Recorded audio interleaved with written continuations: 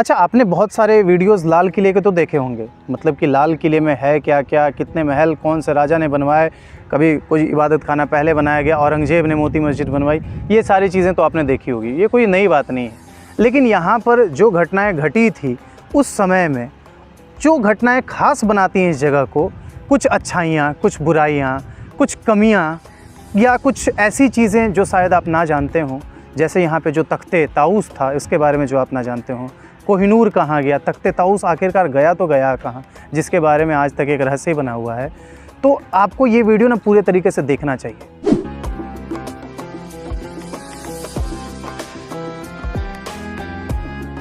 नमस्कार, मैं हूं मास्टर कुमार सानू और स्वागत है आप सभी का आज के इस बहुत खास वीडियो में, बहुत ज़्यादा खास। और इस वीडियो में आप वो चीज़ जानेंगे जो चीज़ आज के पहले शायद आपको कभी किसी ने नहीं बताई। देखिए, ये कहावत मैं हमेशा कहता हूँ कि इतिहास को तो हम बदल नहीं सकते, क्योंकि जो घटना घट चुकी है वो जैसी है वैसी रहेगी। लेकिन इतिहास को पढ़ने, समझने, देखने के नज़रिए में थोड़ा सा बदलाव किया जा सकता है। और इतिहास को पढ़ना इसीलिए ज़रूरी है, इतिहास को समझ करके ही वर्तमान को और भविष्य को बेहतर बनाया जा सकता है। तो आइए हम आपको ले करके चलते हैं पहले कुछ खास जगहों में। उन खास जगहों के बारे में जुड़ी हुई जो खास जानकारियां हैं वो हम आपको उपलब्ध कराते हैं सबसे पहले, और फिर हम धीरे धीरे वीडियो में आगे बढ़ते हैं।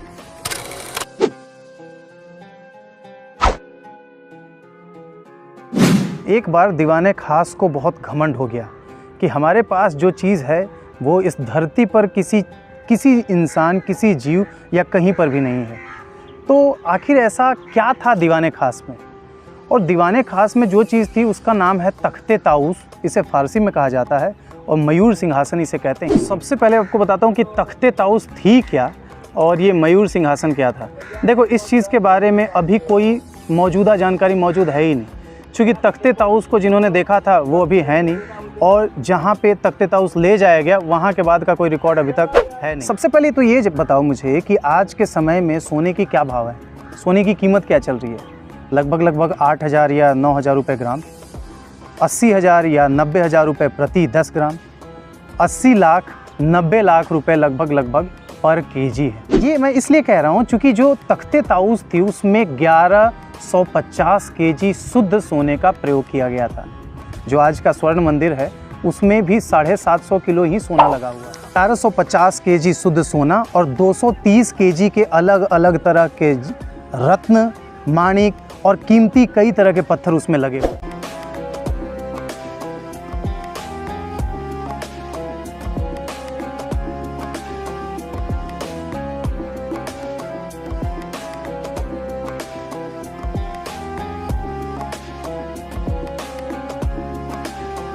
और डिटेल से बात करूं तो मैं आपको बताता हूं कि ये तख्ते ताऊस इसमें 12 सोने के पिलर्स लगे हुए थे, और हर पिलर के ऊपर में 2 छोटे छोटे मोर बने हुए थे।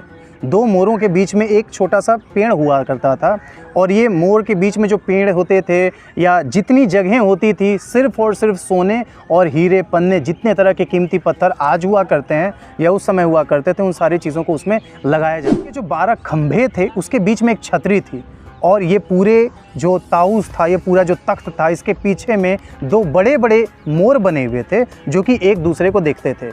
चूँकि वो एक दूसरे को देखते थे और वो एक 2D मॉडल के तरह से थी, तो दोनों की एक आँखें ही दिखाई देती थी, और उस दोनों आँखों में से एक आँखों में जो है सो कोहिनूर था।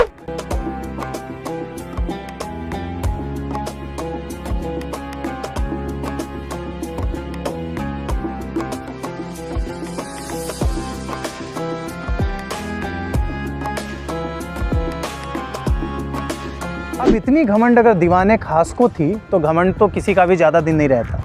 मुगलिया सल्तनत की नींव धीरे धीरे कमज़ोर होने लगी औरंगजेब के बाद। औरंगजेब ने अपने साम्राज्य का जितना हो सकता था उतना विस्तार किया, और आधा समय तो उनका मराठाओं से लड़ते वक्त गुजर गया। और एक बार जो औरंगजेब ने अपने दिल्ली या इस जगह को छोड़ा, उसके बाद से वो कभी भी लौटा नहीं मरते वक्त तक। और औरंगजेब के मरने के बाद जितने भी शासक हुए सब कठपुतली शासक हुए। इनको जैसे दरबारी चाहते थे वे इसको वैसे नचाते थे और अपने मुताबिक इनका इस्तेमाल किया करते थे।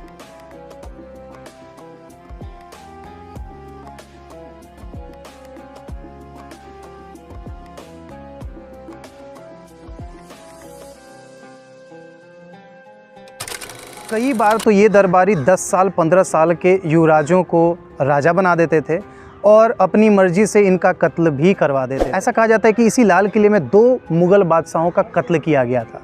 उसमें से शायद फ़र्रुखशियार हैं और एक शाह आलम, इन दोनों का इसी जगह पे कत्ल किया। हालांकि इसका कोई औपचारिक रिकॉर्ड नहीं है, ऑफिशियल रिकॉर्ड कहीं नहीं है। आप कहीं भी ढूंढोगे ये लिखा हुआ कहीं नहीं मिलेगा, ऐसा कहा जाता है। यहाँ के लोग भी कहते हैं और कई जगह छोटी छोटी जगहों पे इनका जिक्र भी किया जाता है। अब ये जो कठपुतली शासक थे, इनके बीच में आया एक मोहम्मद शाह नाम का शासक। अब मोहम्मद शाह को मोहम्मद शाह रंगीला भी कहा जाता था, चूँकि सारे मुग़ल बादशाह औरंगज़ेब के बाद जो है सो अय्याशियों के बहुत शौकीन हैं।